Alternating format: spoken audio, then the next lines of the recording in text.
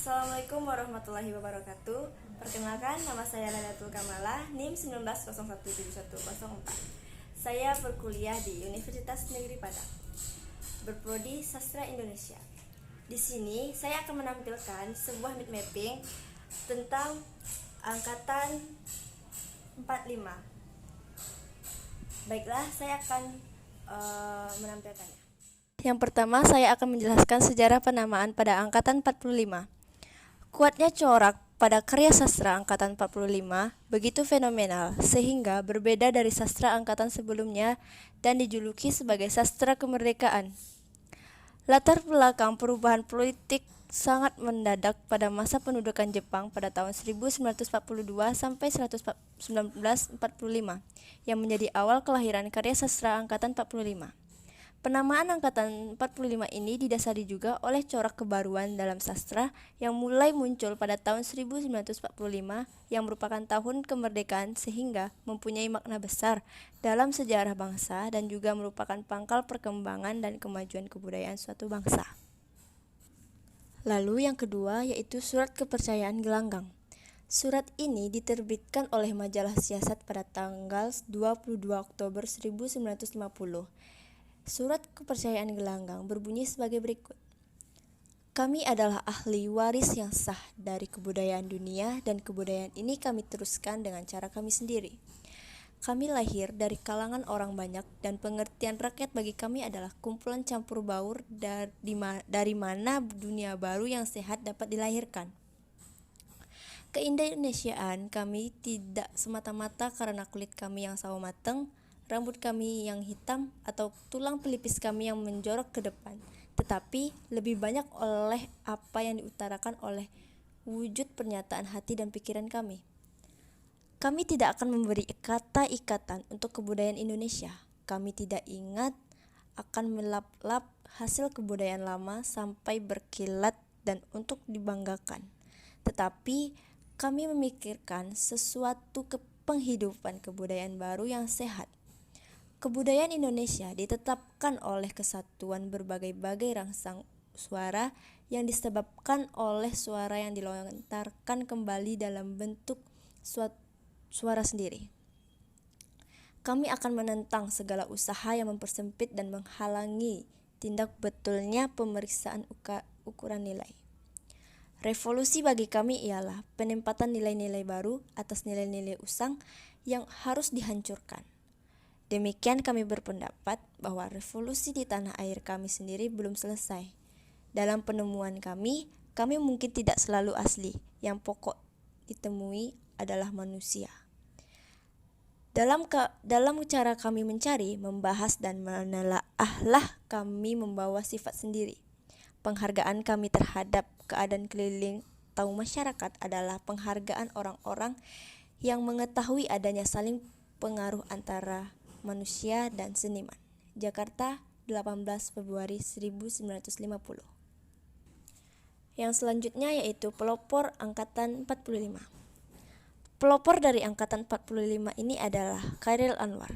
Karena Chairil Anwar mengubah corak khas dari keindahan romantis dari angkatan Belanda pada tahun 1980-an menjadi wacana puisi internasional dari zamannya sendiri, melahap, mencerna, dan menciptakan ulang puisi kontemporer. Tak heran, kemudian H.B. Jassin, seorang kritikus sastra kenamaan, tak ragu mengatakan bahwa Chairil Anwar sebagai pelopor pada angkatan 45. Yang selanjutnya yaitu pengarang pada angkatan 45. Yang pertama, Chairil Anwar yang lahir di Medan pada tanggal 26 Juli 1922 dan wafat di Jakarta pada tanggal 28 April 1949 pada umur 26 tahun. Beliau dijuluki sebagai si binatang jalang. Dari karyanya yang berjudul Aku. Beliau adalah penyair terkemuka Indonesia berdarah Minangkabau. Dia diperkirakan telah menulis 96 karya termasuk 70 puisi. Yang kedua yaitu Asrul Sani. Lahir di Rao, Sumatera Barat pada tanggal 10 Juni 1926 dan wafat di Jakarta pada tanggal 11 Januari 2004. Ia adalah seorang sastrawan dan sutradara film ternama asal Indonesia. Pada tahun 2000, Asrul menerima penghargaan Bintang Mahaputra dari Pemerintahan Republik Indonesia. Yang ketiga yaitu Abdul Idrus, yang lahir di Padang pada Sumatera Barat pada tanggal 21 September 1921, meninggal di Padang juga di Sumatera Barat pada tanggal 18 Mei 1979 pada umur 57 tahun. Beliau juga merupakan seorang sastrawan Indonesia. Ia juga pernah sekolah di HIS Mulo AMS dan Sekolah Menengah Tinggi Ternat pada tahun 1943. Ia meraih gelar Master of Arts dari Universitas Monash, Australia pada tahun 1974. Ketika meninggal, ia adalah kandidat PH di universitas tersebut. Yang keempat yaitu Rifai Apin, yang lahir di Padang Panjang, Sumatera Barat pada tanggal 30 Agustus 1927. Beliau wafat di Jakarta bulan April 1995.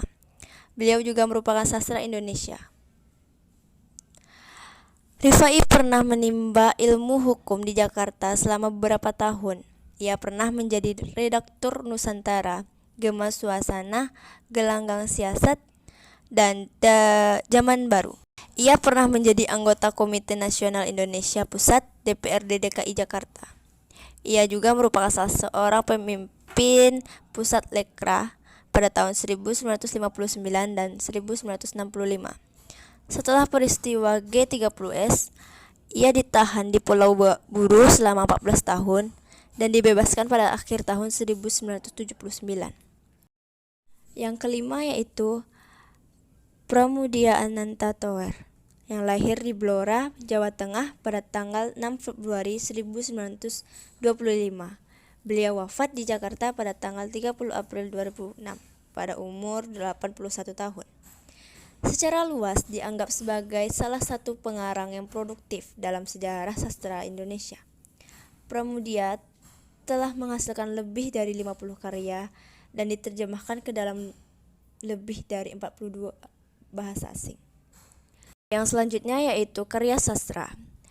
Karya sastra terbagi atas 3. Yang pertama prosa, yang memiliki contoh seperti Hati Nurani Manusia, karya Idrus, dan Tiada Esok. Yang kedua yaitu puisi, karya Setor Situmorang, yaitu Surat Kertas Hijau, Dalam Sajak, kumpulan puisi pada tahun 1955, Wajah Tak Bernama pada tahun 1956. Dan yang ketiga yaitu drama, karya Asrul Sani, Mahkamah pada tahun 1988, karya Idrus, Dr. Bisma, Jibaku Aceh, Kejahatan Membalas Dendam, dan Keluarga Surono. Dan yang selanjutnya yaitu karakteristik pada angkatan 45. Yang pertama, bercorak lebih realistik dibanding karya angkatan Pujangga Baru yang romantik idealistik. Yang kedua, pengalaman hidup dan gejolak sosial politik budaya mewarnai karya sastrawan angkatan 45. Bahasanya lugas, hidup dan berjiwa serta bernilai sastra. Sastrawannya lebih berjiwa patriotik, bergaya ekspresi dan revolusioner, bertujuan universal nasionalis, bersifat praktis, dan sikap sastrawannya tidak berteriak tetapi melaksanakan. Dan yang terakhir yaitu perbedaan angkatan 45 dengan angkatan Pujangga Baru. Pujangga Baru yaitu dinamis, individualistis, tidak persoalkan tradisi sebagai temanya, hasil karya yang bercorak kebangsaan. Dan sedangkan angkatan 45 bebas, individualistis, universalitas, dan realistis. Baiklah, hanya itu yang bisa saya sampaikan. Apabila ada kesalahan, mohon dimaafkan ya. Dan jangan lupa di like dan di subscribe ya teman-teman. Assalamualaikum warahmatullahi wabarakatuh.